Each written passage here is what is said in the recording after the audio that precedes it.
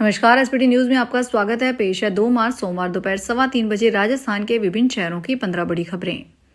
साल 2026 का पहला चंद्र ग्रहण 3 मार्च को लगने जा रहा है। यह एक खंडग्रास चंद्र ग्रहण होगा। ज्योतिष गणना के अनुसार यह ग्रहण सिंह राशि और पूर्वा फाल्गुनी नक्षत्र में घटित होगा।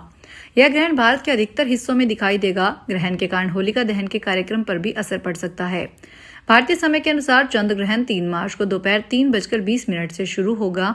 यह शाम को 6:46 पर समाप्त होगा। इस तरह ग्रहण की कुल अवधि 3 घंटे 27 मिनट की रहेगी। ईरान और अमेरिका के बीच काफी तनावपूर्ण स्थिति चल रही है और यह तनाव एक नए और अधिक गंभीर मोड़ पर पहुंच गया है। तेहरान ने साफ किया है कि वह वर्तमान परिस्थितियों में वॉशिंगटन के साथ किसी भी प्रकार के बातचीत के पक्ष में नहीं है। ईरानी नेतृत्व ने इस रुख को और कड़ा करते हुए कहा कि उनके देश पर हुआ हालिया हमला पूरी तरह से एक तरफा और उकसावे की कार्रवाई थी।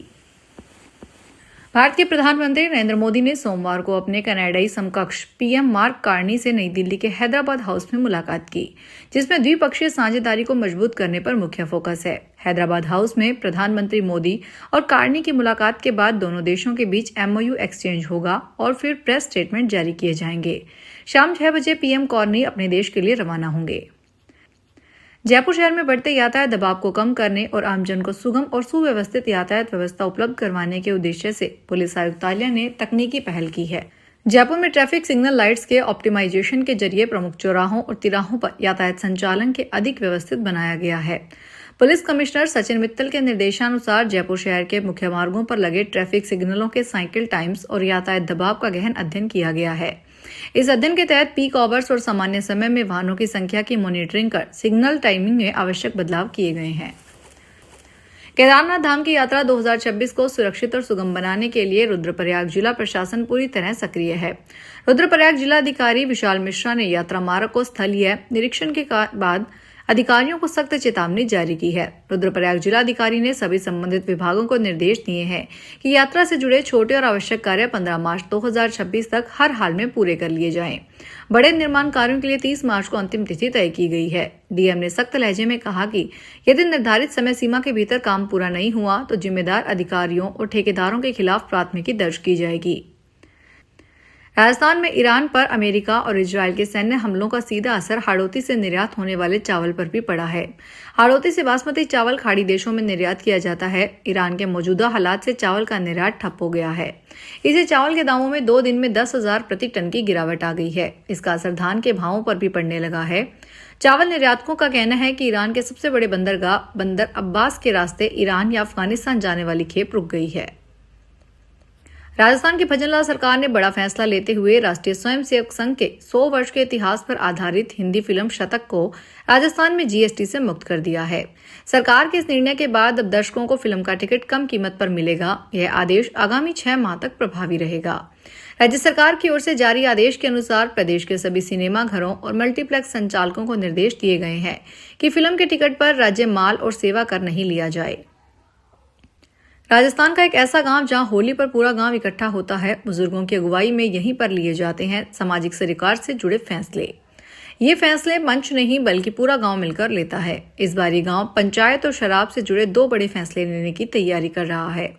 ये गांव नागौर से 13 किलोमीटर दूर मूडवा पंचायत समिति में आता है। 11,000 आबादी वाले इस गाँव में करीब 7,500 वोटर हैं जो इस होली पर पंचायत चुनाव से जुड़ा फैसला लेंगे।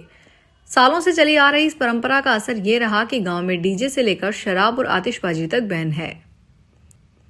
जिम्बाब्वे क्रिकेट टीम ऐसी पहली टीम है जिसके घर वापसी पर पश्चिमी एशिया में युद्ध के चलते अटक गई।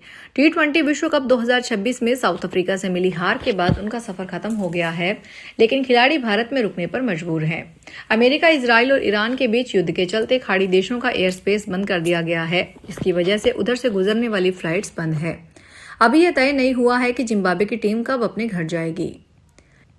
शेखावटी के चिड़ावा शहर में इन दिनों उचक्कों के हौसले बुलंद है। ताजा मामला शहर के व्यस्त स्टेशन रोड स्थित प्रसिद्ध नाहर सिंह मिष्ठान भंडार के सामने आया है। यहाँ एक शातिर चोर ने बड़ी ही सफाई से मिठाई से भरे बैग पर हाथ साफ कर दिया। यह पूरी घटना दुकान में लगे CCTV कैमरे में कैद हो गई, जिसका वीडियो सोशल मीडिया पर तेजी से वायरल हो रहा है।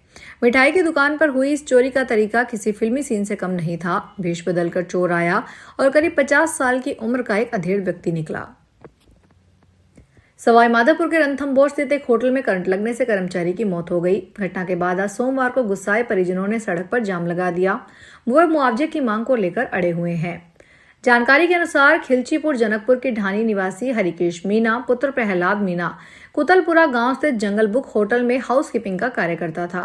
रविवार शाम वह होटल में बिजली से जुड़ा कार्य कर रहा था, तभी अचानक करंट की चपेट में आ गया। हादसे में उसकी मौके पर मौत हो गई।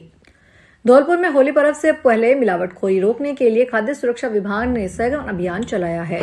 आयुक्त खाद्य सुरक्षा और औषधि नियंत्रण टी शुभमंगला के निर्देश पर विभिन्न प्रतिष्ठानों पर निरीक्षण का नमूने लिए गए।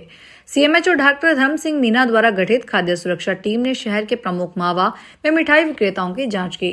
खाद्य सुरक्षा अधिकारी पदम सिंह परमार ने बताया कि पुराना बस स्टैंड स्थित बद्री प्रसाद दिनेश चंद्र मावा भंडार से मावा का नमूना लिया गया। बाड़मेर में आज होलिका दहन और कल धुंडंडी की पर्व मनाया जा रहा है। इसको लेकर पुलिस ने तैयारी पूरी कर ली है। एएसपी, डीएसपी और सीआई समेत 225 पुलिस अधिकारी और जवान तैनात रहेंगे। इस दौरान सादा कपड़ों में भी पुलिस कर्मी शहर भर में तैनात रहेंगे।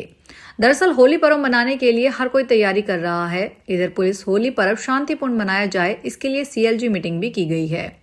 डीएसपी रमेश कुमार के नेतृत्व में कोतवाली थाने में सीएलजी सदस्यों के साथ मीटिंग की गई है।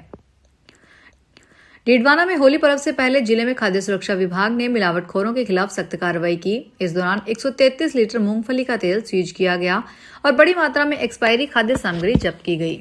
सीएमएचओ डॉक्टर नरेंद्र चौधरी ने बताया कि नावा कस्बे में विभिन्न प्रतिष्ठानों का औचक निरीक्षण किया गया है। इस अभियान का उद्देश्य त्योहारों के दौरान खाद्य पदार्थों में होने वाली मिलावट को रोकना है। निरीक्षण के दौरान मां दुर्गा रेस्टोरेंट से गुलाब जामुन और पेड़ा मिठाई के नमूने लिए गए। इसके अलावा मौके पर 15 किलोग्राम एक्सपायरी खाद्य सामग्री जिसमें चिप्स और कोल्ड ड्रिंक शामिल थे जब्त की गई है। धुलंडी के अवसर पर टोंक शहर में पेयजल आपूर्ति को लेकर जलदाय विभाग ने मोहल्ला, कॉलोनी और वार्डवार समय निर्धारित किया है। विभाग ने स्पष्ट किया है कि जलापूर्ति किसी भी स्थिति में बाधित नहीं होने दी जाएगी। यदि किसी उपभोक्ता को जलापूर्ति से संबंधित कोई परेशानी हो तो वह तुरंत शिकायत दर्ज करवा सकता है। इसके लिए जलदाय विभाग ने कंट्रोल रूम स्थापित कर हेल्पलाइन नंबर जारी किए हैं। इन नंबरों पर उपभोक्ता कॉल कर पेयजल सप्लाई से जुड़ी जानकारी प्राप्त कर सकते हैं या शिकायत दर्ज करवा सकते हैं। फिलहाल इस बुलेटिन में इतना ही, फिर हाजिर होंगे बड़ी खबरों के साथ। अगर आप भी अपने आसपास की छोटी बड़ी और महत्वपूर्ण खबरों से अपडेट रहना चाहते हैं तो सब्सक्राइब कीजिए हमारे चैनल एसपीटी न्यूज को और प्रेस कीजिए बेल आइकन पर।